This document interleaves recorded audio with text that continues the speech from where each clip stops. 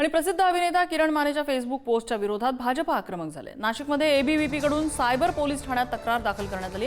किरण मानेवर गुन्हा दाखल करत कठोर कारवाईची मागणी करण्यात आली। नेपाळप्रमाणे भारतातील लोकशाही व्यवस्थेच्या विरोधात उठाव करण्याचा प्रवृत्त केल्याचा आरोप या तक्रारीमध्ये करण्यात आला आहे।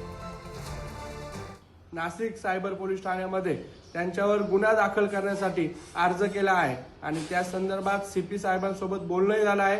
त्यावर गुन्हा दाखल सुद्धा होणार आहे। ज्या पद्धतीने किरण माने समाजात तेढ निर्माण करतात, लोकशाहीच्या विरोधात बोलतात, आपल्या भारत देशात डॉक्टर बाबासाहेब आंबेडकर यांच्या संविधानानुसार जे गणराज्य चालू आहे त्याला विरोध करणाऱ्या किरण माने यांच्या पोस्टला नक्कीच विरोध केला पाहिजे। ज्या पद्धतीने किरण माने यांच्या अशा प्रवृत्तीच्या लोकांनी अशा पोस्ट व्हायरल करून समाजात तेढ निर्माण करणार असेल तर शासनाने याच्यावर कठोर कारवाई केली पाहिजे।